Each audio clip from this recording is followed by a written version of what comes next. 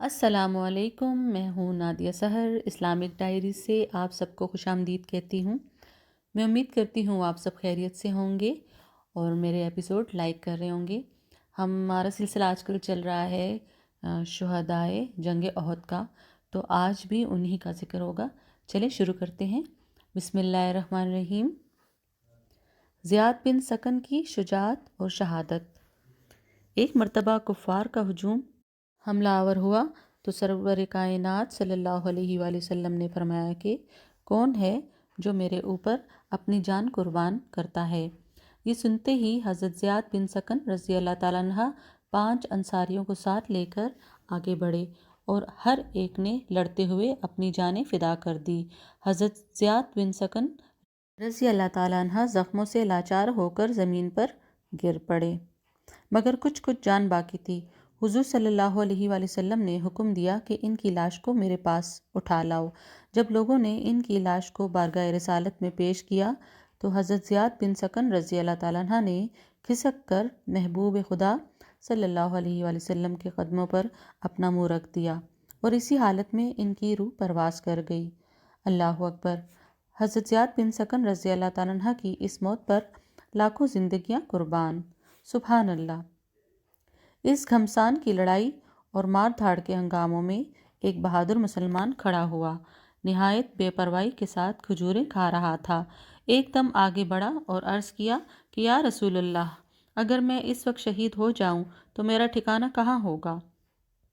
آپ نے ارشاد فرمایا کہ تو جنت میں جائے گا۔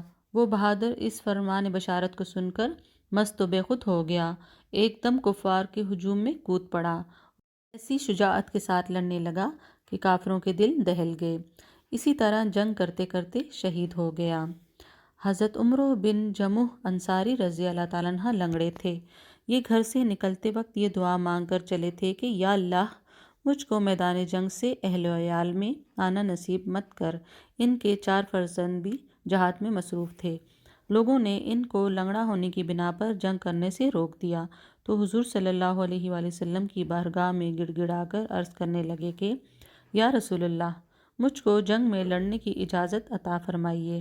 میری تمنا ہے کہ میں بھی لنگڑاتا ہوا باغ بہشت میں خرامہ خرامہ چلا جاؤں۔ ان کی بے قراری اور گریہ زاری سے رحمت عالم صلی اللہ علیہ وآلہ وسلم کا قلب مبارک متاثر ہو گیا اور آپ نے ان کو جنگ کی اجازت دے دی۔ یہ خوشی سے اچھل پڑے اور اپنے ایک فرزند کو ساتھ لے کر کافروں کے ہجوم میں گھس گئے۔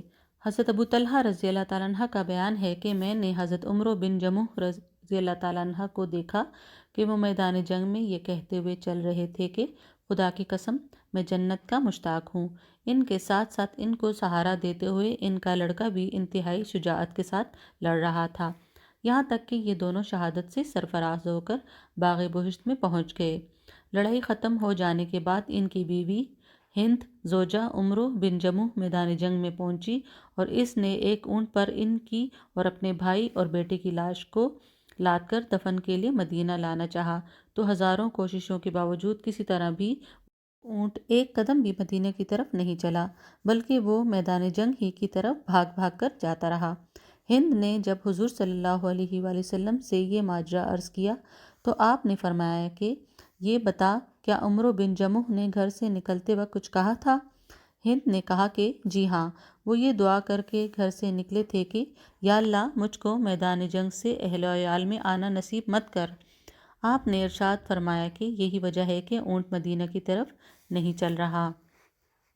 اسی عالم میں اور پریشانی میں جب کہ بکھرے ہوئے مسلمان ابھی رحمت عالم صلی اللہ علیہ وآلہ وسلم کے پاس جمع بھی نہیں ہوئے تھے کہ عبداللہ بن کمیہ، جو قریش کے بہادروں میں بہت ہی نامور تھا، اس نے ناگہاں حضور صلی اللہ علیہ وآلہ وسلم کو دیکھ لیا، ایک دم بجلی کی طرح صفوں کو چیرتا ہوا آیا اور تاجدار دو عالم صلی اللہ علیہ وآلہ وسلم پر قاتلانہ حملہ کر دیا۔ ظالم نے پوری طاقت سے آپ کے چہرہ انور پر تلوار مار دی، جس سے خود کی 2 کڑیاں رخ انور میں چبھ گئیں۔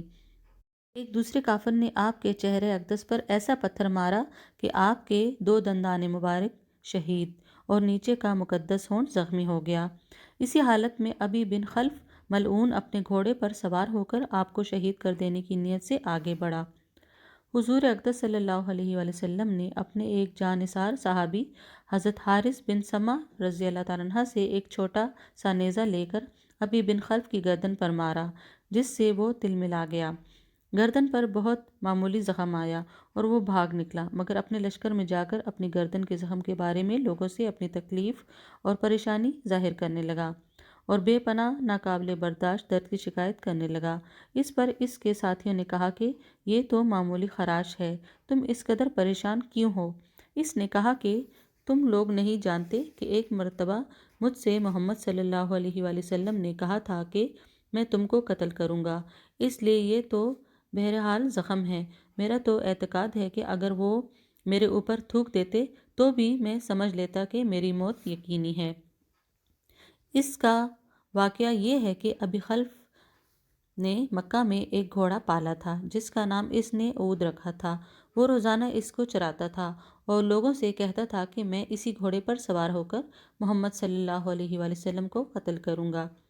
جب حضور صلی اللہ علیہ وآلہ وسلم کو اس کی خبر ہوئی تو آپ نے فرمایا کہ انشاءاللہ تعالی میں ابی بن خلف کو قتل کروں گا۔ چنانچہ ابی بن خلف اپنے اسی گھوڑے پر چڑھ کر جنگ احد میں آیا تھا جو یہ واقعہ پیش آیا۔ ابی بن خلف نیزہ کے زخم سے بے قرار ہو کر راستہ بھر تڑپتا اور بلبلاتا رہا، یہاں تک کہ جنگ احد سے واپس آتے ہوئے مقام صرف میں مر گیا۔ اسی طرح ابن کمیہ ملعون، جس نے حضور صلی اللہ علیہ وآلہ وسلم کے رخ انور پر تلوار چلا دی تھی، ایک پہاڑی بکرے کو خداوند قہار و جبار نے اس پر مسلط فرما دیا اور اس نے اس کو سینگ مار مار کر چھلنی بنا ڈالا اور پہاڑ کی بلندی سے نیچے گرا دیا، جس سے اس کی لاش ٹکڑے ٹکڑے ہو کر زمین پر بکھر گئی۔ جب حضور اکرم صلی اللہ علیہ وآلہ وسلم زخمی ہو گئے تو چاروں طرف سے کفار نے آپ پر تیر و تلوار کا وار شروع کر دیا اور کفار کا بے پناہ ہجوم آپ کے ہر چہار طرف سے حملہ کرنے لگا، جس سے آپ کفار کے نرغہ میں محصور ہونے لگے۔ یہ منظر دیکھ کر جانثار صحابہ کا جوش جانثاری سے خون کھولنے لگا اور وہ اپنا سر ہتھیلی پر رکھ کر آپ کو بچانے کے لیے اس جنگ کی آگ میں کود پڑے اور آپ کے گرد ایک حلقہ بنا لیا۔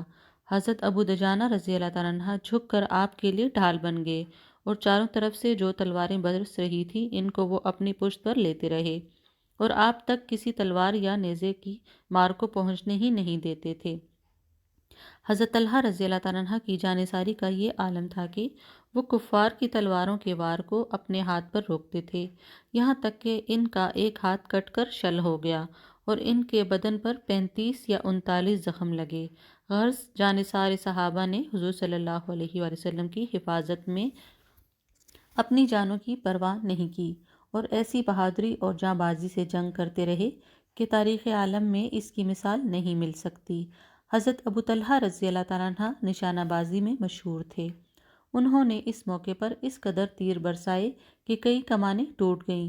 انہوں نے حضور صلی اللہ علیہ وآلہ وسلم کو اپنی پیٹھ کے پیچھے بٹھا لیا تھا تاکہ دشمنوں کے تیر یا تلوار کا کوئی وار آپ پر نہ آ سکے۔ کبھی کبھی آپ دشمنوں کی فوج کو دیکھنے کے لیے گردن اٹھاتے تو حضرت طلحہ رضی اللہ تعالیٰ عنہ عرض کرتے کہ یا رسول اللہ، میرے ماں باپ آپ پر قربان، آپ گردن نہ اٹھائیں، کہیں ایسا نہ ہو کہ دشمنوں کا کوئی تیر آپ کو لگ جائے۔ یا رسول اللہ، آپ میری پیٹھ کے پیچھے ہی رہیں، میرا سینہ آپ کے لیے ڈھال بنا ہوا ہے۔ حضرت قتادہ بن نعمان انصاری رضی اللہ تعالیٰ عنہ حضور صلی اللہ علیہ وآلہ وسلم کے چہرہ انور کو بچانے کے لیے اپنا چہرہ دشمنوں کے سامنے کیے ہوئے تھے۔ ناگہاں کافروں کا ایک تیر ان کی آنکھ میں لگا اور آنکھ بہہ کر ان کے رخسار پر آ گئی۔ حضور صلی اللہ علیہ وآلہ وسلم نے اپنے دست مبارک سے ان کی آنکھ کو اٹھا کے حلقہ میں رکھ دیا اور یوں دعا فرمائی کہ یا اللہ، قتادہ کی آنکھ بچا لے جس نے تیرے رسول کے چہرے کو بچایا ہے۔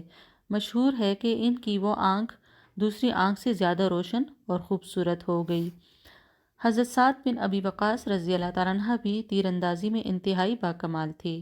یہ بھی حضور صلی اللہ علیہ وآلہ وسلم کی مدافعت میں جلدی جلدی تیر چلا رہے تھے اور حضور انور صلی اللہ علیہ وآلہ وسلم خود اپنے دست مبارک سے تیر اٹھا اٹھا کر ان کو دیتے تھے اور فرماتے تھے کہ اے سعد، تیر برساتے جاؤ، تم پر میرے ماں باپ قربان۔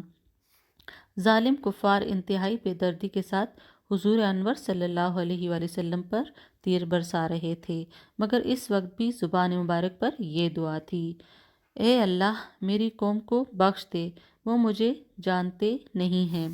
حضور اقدس صلی اللہ علیہ وآلہ وسلم دندان مبارک کے صدمہ اور چہرہ انور کے زخموں سے نڈھال ہو رہے تھے۔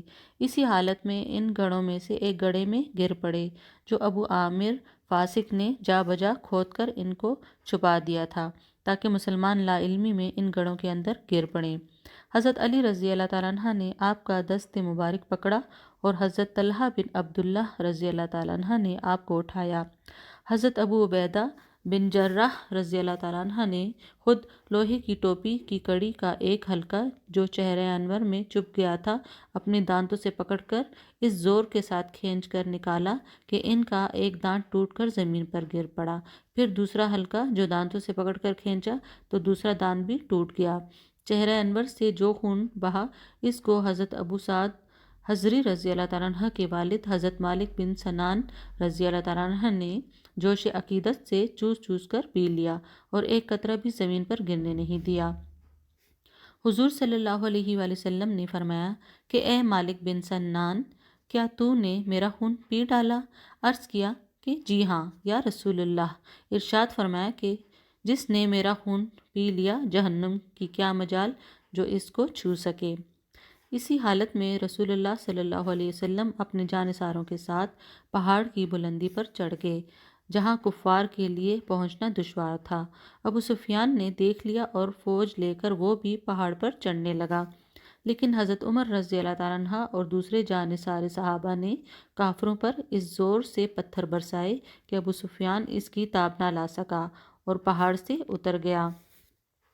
حضور اقدس صلی اللہ علیہ وآلہ وسلم اپنے چند صحابہ کے ساتھ پہاڑ کی ایک گھاٹی میں تشریف فرما تھے اور چہرہ انور سے خون بہہ رہا تھا۔ حضرت علی رضی اللہ تعالیٰ عنہ اپنی ڈھال میں پانی بھر بھر کر لا رہے تھے اور حضرت فاطمہ رضی اللہ تعالیٰ عنہ اپنے ہاتھوں سے خون دھو رہی تھی، مگر خون بند نہیں ہوتا تھا۔ بالآخر کھجور کی چٹائی کا ایک ٹکڑا جلایا اور اس کی راکھ زخم پر رکھ دی تو خون فوراً ہی تھم گیا۔ میں امید کرتی ہوں میرا آج کا ایپیسوڈ پسند آئے گا، تو میری ویڈیو کو لائک کریں، شیئر کریں، میرے چینل کو سبسکرائب کریں۔ انشاءاللہ کل یہیں سے اپنا سفر شروع کریں گے۔ اپنا بہت خیال رکھیے گا۔ آپ سب کا بہت شکریہ۔ اللہ حافظ۔